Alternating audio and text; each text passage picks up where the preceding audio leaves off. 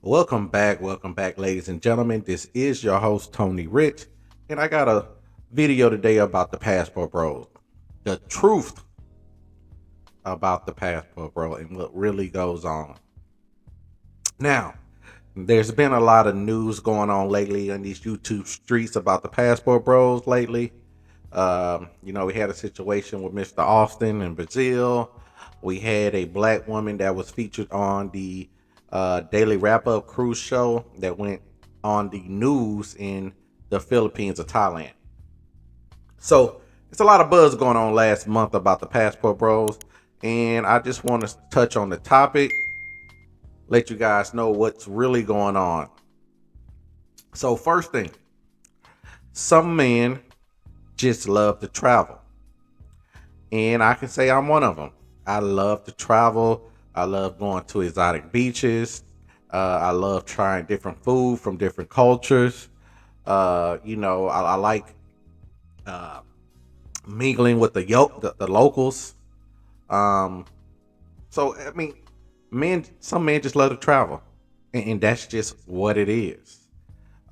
It's nothing like getting on a plane, landing in a foreign place, seeing people you never seen, going places you never been. So that's part of it. Some men just love to travel.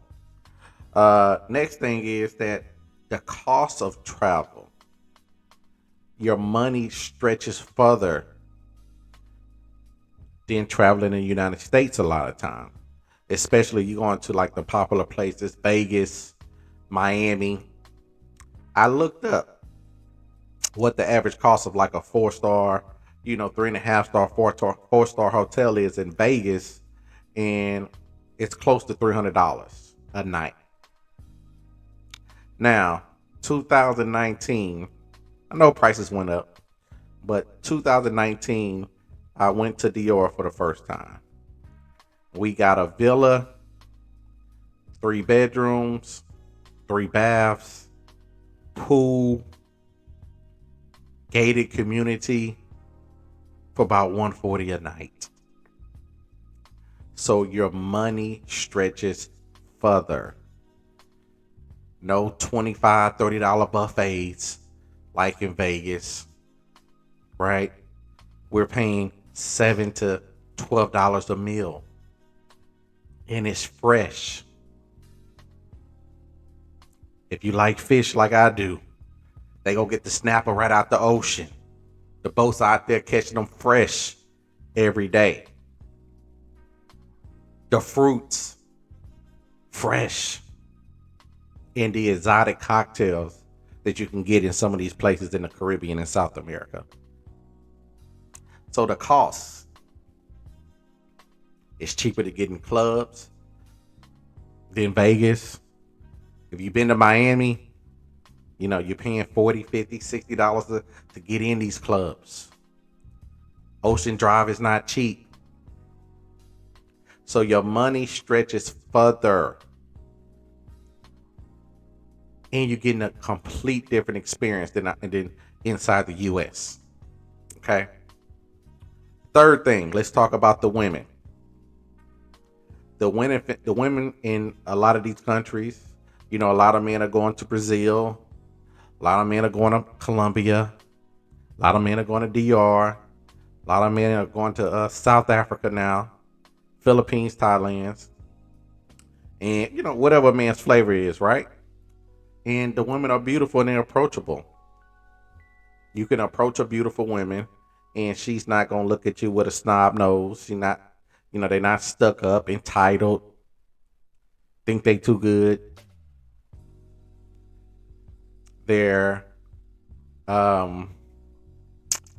feminine for sure. They don't mind, cooking for you off back. They're not trying to, make you do so much to do so, right? They cater to men, and they show you that they're interested if they are. So what do you want men to do? Okay. You know, Once a man goes to wherever location he goes, men are visual. So you can meet a woman that fits your taste. She's showing interest. She's submissive. What do you expect men to do? Like, men are tired of going back and forth, you know, with black women in particular. We're tired of debating, fighting, all the stuff that comes with it. Not all black women, but a lot of them. I mean, you see what's on TikTok and Instagram and YouTube. You see what's on the market. So what do you expect men to do once they get this experience? I'm gonna tell you this: if you got a good man, you better hold on him. If he gets the taste of Brazil, Colombia, Philippines, yeah, you might be out of there. Just want to be honest, right? And it's this stereotype that's out there that, oh, men are just going out there to have sex. Oh, men are going out there to use these unfortunate women, and that could be least far from the truth. A lot of these women are educated. They speak multiple language, have jobs, have their own place. It's just the culture is different. They're raised different. Okay? So that's what it is. Nobody's taking advantage. Nobody's abusing. And I have personally met a couple men traveling overseas in the last year that are engaged, and they are working on getting their wives visas to bring them back. So it is what it is. Fourth thing, the cost of living is cheaper. So there is a large amount of men that are going to these places and they're actually living there. They have remote jobs, tech, other fields. They're retired, military, and they're actually going over there to live now. They're being expats, is what they call them. And they have girls. They have zero plans of bringing them back to the United States. And the cost of living is a fraction. 25% of what it costs to live in the United States. They can get a nice 2-3 bedroom with nice view, nice area, by the beach,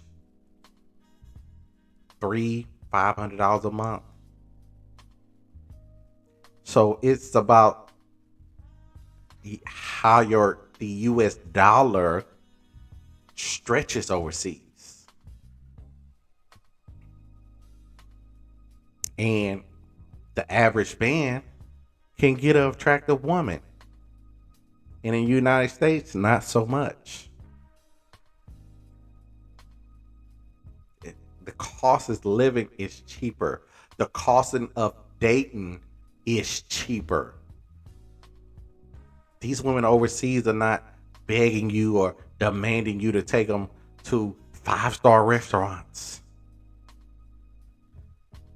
They're not making you go through all the ropes at 3-4 dates before they start showing a real interest. They're not doing all that. You could take a woman out to a 5-star restaurant in Colombia. I know this firsthand. $50, drinks, meals. So the dollar stretches further. See, men look at what they spend. Intelligent men look at what they spend and what are they getting back in return. And what black men are spending dating women in the U.S., courting women in the U.S., it just doesn't equal up to what you can do overseas. It just doesn't.